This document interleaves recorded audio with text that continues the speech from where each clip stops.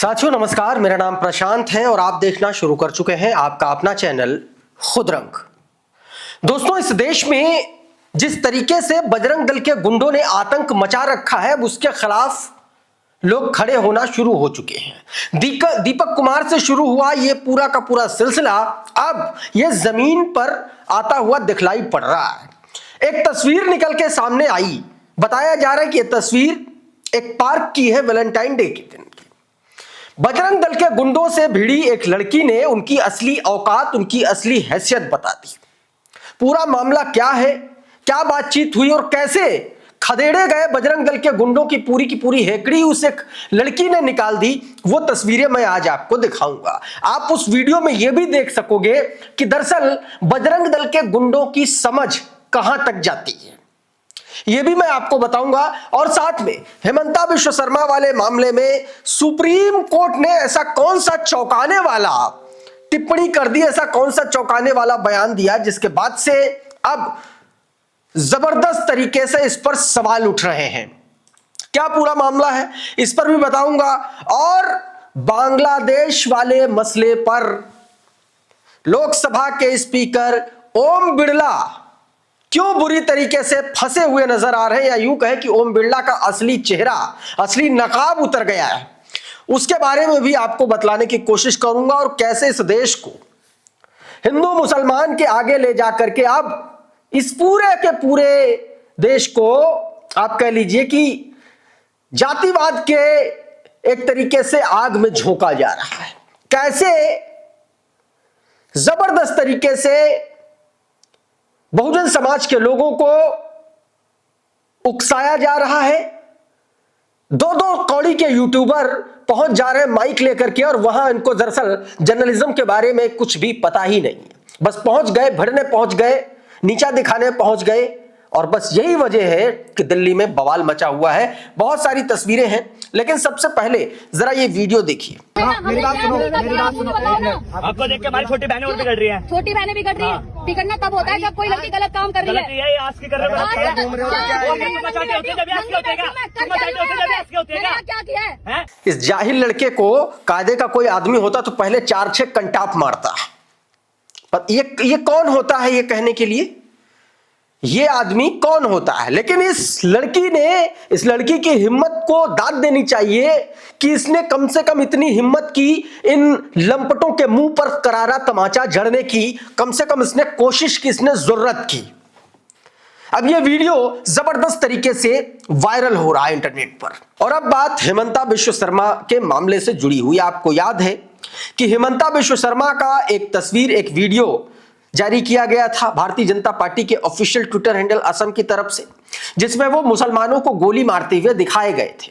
यह मामला supreme court पहुंचा था और सुप्रीम कोर्ट में आज इस पूरे मामले में सुनवाई हुई। और जिस तरीके से इस मामले में सुप्रीम कोर्ट का रवैया रहा है, उस पर अब सवाल उठ रहे हैं। जरा लाइव लॉ की यह खबर देखिए। सुप्रीम कोर्ट ने सीधे तौर पर जो हेमंता विश्व शर्मा के खिलाफ एफआईआर रजिस्टर करने को लेकर के, हेट स्पीच के मामले में एफआईआर दर्ज कराने को लेकर के मामला सुप्रीम कोर्ट गया था, उस पर सुनवाई करने से मना कर दिया, इनकार कर दिया। सुप्रीम कोर्ट ने कहा है कि इस पूरे मामले को आप गुवाहाटी हाई कोर्ट ले जाइए और वहां पर आप इसकी शिकायत करिए जाकर के। सीधे तौर पर यह बात दोस्तों, ये लाइव लॉ की रिपोर्ट बता रही। क्या कहा गया देखिए। Supreme Court refuses to entertain writ petition seeking FIR against Assam CM Himanta Biswa Sarma for hate speech offenses. Supreme Court asked the petitioners to approach the Guwahati High Court. Supreme Court requests the High Court Chief Justice to consider giving expedition hearing. हालांकि supreme court ने यह जरूर कहा है कि इस पूरे मामले में एक्सपीडिशन हियरिंग को लेकर के रिक्वेस्ट किया है गुवाहाटी हाई कोर्ट से, और सीधे तौर पर यह कहा है कि भाई इसको प्राथमिकता के तौर पर देखा जाना चाहिए। यह बात इस खबर में कही, लेकिन जो मामला दोस्तों सीधे तौर पर सुप्रीम कोर्ट में सुना जाना चाहिए था, वो नहीं सुना गया। और इससे एक बार फिर से हेमंता विश्व शर्मा जैसे नफरती भाषण देने वालों, हिंदू मुसलमान करने वाले नेताओं का हौसला और बुलंद होगा, ऐसा दावा किया जा रहा है, ऐसा कहा जा रहा है। प्रभाकर कुमार मिश्रा देखिए कोर्ट में हियरिंग के दौरान क्या क्या हुआ वो लिख रहे हैं, बता रहे हैं। देखिए कहां से बात शुरू हुई। प्रभाकर कुमार मिश्रा का एक ट्वीट देखिए, लिख रहा है कि हेमंता विश्व शर्मा असम के मुख्यमंत्री के विवादास्पद वीडियो और टिप्पणी को लेकर के उनके खिलाफ कार्रवाई की मांग वाली याचिका पर सुनवाई हुई। सीजीआई का सवाल आया, आप हाईकोर्ट क्यों नहीं गए? आजकल यह प्रवृत्ति बन गई है जैसे कि किसी राज्य में चुनाव आते हैं यह कोर्ट एक राजनीतिक मंच की पृष्ठभूमि बन जाता है।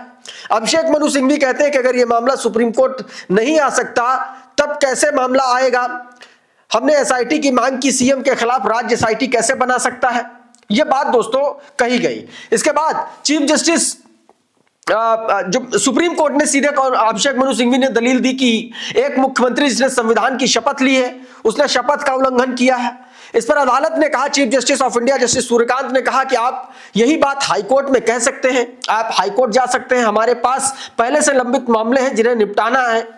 पूरा प्रयास हाईकोर्ट का मनोबल गिराने का है, हाईकोर्ट को कमजोर करने की एक सुनियोजित कोशिश हो रही है। यह बात सीधे तौर पर सुप्रीम कोर्ट ने अभिषेक मनु सिंघवी से कही है। इसका सीधा सीधा मतलब है कि सुप्रीम कोर्ट ने उनकी रिट याचिका को सुनने से मना कर दिया है और कहा है कि पहले आप हाई कोर्ट जाइए। दूसरी तरफ बांग्लादेश में नई सरकार बन चुकी है और बांग्लादेश में नई सरकार बनने के बाद नफरती चिंटुओं के गाल पर एक करारा तमाचा उस वक्त लगा जब उनके भाजपाई आका ही उस शपथ ग्रहण समारोह में शामिल होने जा रहे हैं। अतुल लोडे पाटिल का ये जरा ट्वीट देखिए, जरा ये तस्वीर देखिए। Om Birla to represent India in ceremony of newly elected Bangladesh government. Bangladesh government जो बीएनपी की वहां पर सरकार बनी है के जो नए प्रधानमंत्री बनने जा रहे हैं उस शपथ ग्रहण समारोह में ओम बिरला जा रहे हैं। अतुल पाटिल लिख रहे हैं कि ओम बिरला जाएंगे बांग्लादेश के नए प्रधानमंत्री के शपथ ग्रहण में। गजब, जिनके खिलाफ अविश्वास प्रस्ताव है वो बांग्लादेश में भारत का प्रतिनिधित्व करेंगे। हरदीप पुरी एप्स्टीन फाइल में घिरे हैं लेकिन मोदी के करीबियों में से एक हैं, जन्मदिन की बधाइयां दे रहे हैं। यह दरअसल भारतीय जनता पार्टी का चाल चरित्र और चेहरा है। इनके खिलाफ अविश्वास प्रस्ताव है, ये सदन में नहीं गए लेकिन इनको सरकार बांग्लादेश भेज रही कि वहां जाओ तुम, यानी कि भारत का प्रतिनिधित्व करने ये कैसे जा रहे हैं। सवाल लोग इस पर भी कह रहे हैं कि जो नफरती चिंटू बांग्लादेश के नाम पर इस देश में दंगा हिंसा फैला रहे थे, मुसलमानों को जो लोग मारते हैं, उनके मुंह पर तमाचा कब जड़ा जाएगा? वो ये बात कब मानेंगे कि भारतीय जनता पार्टी नरेंद्र मोदी के चेले ओम बिरला वहां पर जा रहे हैं? बगीरा देखे लिख रहा है, कह रहे हैं कि कैसे हिंदू हो ओम बिरला, कल तक तो बजरंग दल, आरएसएस, विश्व हिंदू परिषद में हिंदुओं की हत्याओं पर बांग्लादेश का बायकॉट कर रहे थे। बांग्लादेशी खिलाड़ियों के आईपीएल खेलने पर भी सबकी भावनाएं आहत हो रही थी। बीजेपी नेता बांग्लादेशी हिंदुओं की मौत पर आंसू बहा रहे थे, उन्हें अपना भाई बता रहे थे। आज उसी बांग्लादेश के प्रधानमंत्री तारिक रहमान के साथ शपथ ग्रहण में शामिल होने जा रहे हो। नरेंद्र मोदी से क्यों नहीं कह देते कि खुद जाओ और मुझे क्यों फंसा रहे हो? जब जब ऐसा होता है तो नरेंद्र मोदी इसी तरीके का दांव चलते हैं। अब एक और आपको तस्वीर दिखाना चाहता हूं कि कैसे सरेआम ट्रेन में खुलेआम मुसलमानों के खिलाफ भड़काऊ बयानबाजी की जा रही है, किस तरीके से उकसाने का काम किया जा रहा है। आप ये वीडियो देखिएगा और एक चीज दिमाग में जरूर सोचिएगा, अगर इन लफंगों, इन गुंडों की जगह अगर कोई मुसलमान इस तरीके का या इससे जरा सा भी मिलता जुलता काम कर रहा होता तो उसकी जगह कहां होती। लेकिन इन गुंडों पर अभी तक कोई कार्रवाई नहीं की है, ना तो रेलवे प्रोटेक्शन फोर्स की तरफ से ऐसा कुछ हुआ है और ना ही पुलिस की तरफ से या जो संबंधित एजेंसीज होती है उनकी तरफ से। जरा ये वीडियो देखिए। मस्जिद में पढ़े नमाज, घर में करे हलाला,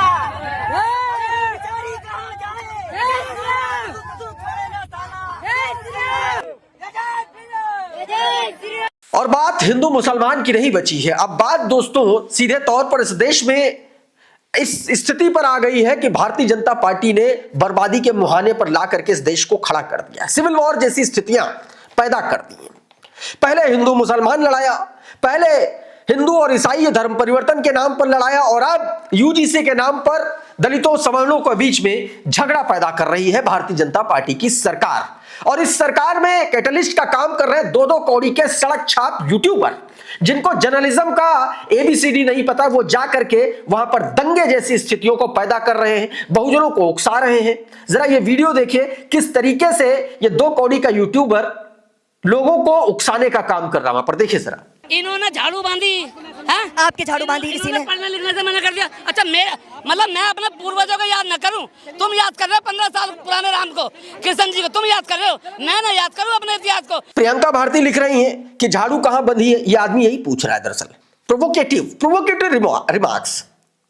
ये बोल रहा है, कह रहा है कि आप जबरन दलित वंचितों को अपमानित करने माइक लेकर के घुस जाते हैं और जब शांतिपूर्वक प्रतिकार होता है तो खुद विक्टिम बन जाते हैं कि गुरमुत्ता रिपोर्टर जो कर रहा है विशुद्ध जातिवादी हरकत है। और जातिवादी हरकत एक और दिखाता हूं, एक लड़की इतना उछल रही है, उसने आप ये समझिए कि इस देश के संविधान, इस देश की न्याय व्यवस्था, इस देश के सिस्टम को, सरकार को, सबको आतंकवादी बता दिया। अब आप सोचिए, ऐसे लोगों की जो जगह है वो जेल है, लेकिन ये खुलेआम घूम रहे हैं। खुलेआम क्यों घूम रहे हैं? क्योंकि सरकार का नैरेटिव है, उस हिसाब से ये काम कर रहे हैं। अगर नहीं कर रहे हैं तो सरकार को ये दिखा देना चाहिए कि तुम्हारी जगह जेल में है। सुनिए जरा क्या कह रही है। आप संविधान से कोई उम्मीद ना रखे, पुलिस प्रशासन से कोई उम्मीद ना रखे, क्योंकि इस देश में चाहे कांग्रेस हो, चाहे भाजपा हो, संविधान हो या प्रशासन हो, सब आतंकवादियों को पनाह देने का काम करते हैं। आतंकवादियों को पनाह दी जाती है। आप भी देखिए, जिन राष्ट्रवादी पत्रकारों पर हमला हुआ वो सब बाहर सड़क पे खड़े हैं, और वही जड़े तबलीग गैंग वाले, उन्हें पुलिस प्रोटेक्शन अंदर मिली हुई। नरगिस बानो लिख रही हैं, इसका नाम मेघा लवारिया है। इसने भारत के संविधान और पुलिस प्रशासन पर देशद्रोह वाली टिप्पणी की है। कह रही है कि पुलिस प्रशासन, भारत का संविधान आतंकवादियों को पनाह देता है। इस पुलिस प्रशासन और संविधान से अब उम्मीद नहीं रखनी चाहिए। यह आतंकवादियों को पनाह देता, उम्मीद इनसे रखनी चाहिए, ऐसे जाहिलों से रखनी चाहिए जिनको शायद संविधान की प्रस्तावना की पहली लाइन ही पता। ऐसे जाहिलों को यह होना चाहिए। इनसे अगर हिंदी में संविधान लिखवा लो तो लिख नहीं पाएंगी ये, और इनको सिर्फ मुंह फाड़ने के लिए कह दिया गया तो सड़क पर चिल्ला रहे हैं। यही काम अगर कोई मुसलमान कर देता, कोई दलित, शोषित, वंचित वर्ग से आने वाला शख्स कर देता, या यूं कहें कि जो ऐसा आदमी कर देता जो भाजपा का नैरेटिव नहीं चलाता है, तो सोचिए उसकी जगह जेल में होती। और अब एप्स्टीन फाइल से जुड़ी एक और मेल जारी हो गई है। जरा देखिए, ये स्क्रीनशॉट आपके स्क्रीन पर, ये हरदीप पुरी ने मेल किया है जेफरी एप्स्टीन को। अब इसको लेकर के बवाल मचा हुआ है। कांग्रेस लगातार भारतीय जनता पार्टी को घेर रही है। पवन खेड़ा ने ये स्क्रीनशॉट अपने ट्विटर हैंडल से पोस्ट किया और लिखा कि अमेरिका के पास चैट जीपीटी है, चाइना के पास डीप सीक है और मोदी जी के पास हरदीप सीक है। सीधे तौर पर यह बात कही है और पूछा है कि भैया इस तरीके की जो चीजें हैं वो बीजेपी कब तक छुपाएगी और कब तक इस पर एक तरीके से जवाब नहीं देगी, यह बात भी कही जा रही है। और आखिरी खबर, तापसी पन्नू ने भारतीय जनता पार्टी की सरकारों का इतने साल में फैलाए गए प्रोपेगेंडा का एक लाइन में, एक शब्द में पोल खोल दी। जब गोदी मीडिया के चैनल पर उनसे सवाल पूछा कि आपको कौन पसंद है, मोदी या राहुल, तो तापसी पन्नू ने कहा ऑफ कोर्स मोदी, क्योंकि मुझे अभी इस देश में रहना है। इस सवाल में दो तरीके की बातें छिपी हैं। पहली बात तो यह कि यह बात सच है कि मोदी इस देश में तानाशाही फैला रहे हैं, शायद यही वजह है, नहीं तो तापसी पन्नू का यह कमेंट नहीं आता। और दूसरी वजह कि राहुल गांधी वर्सेस मोदी अब गोदी मीडिया करने लगा है। इसका सीधा सीधा मतलब यह है, जो कुछ सालों पहले तक एक सवाल होता था मोदी नहीं तो कौन, वो अब आगे चल करके एक स्टेप आगे बढ़ा और उसमें कहा जा रहा है कि मोदी या राहुल गांधी। इस वीडियो में बहरहाल इतना ही। बहुत बहुत शुक्रिया, बहुत बहुत धन्यवाद। आज जुड़े रहिए आपके अपने चैनल खुदरंग के साथ। नमस्कार।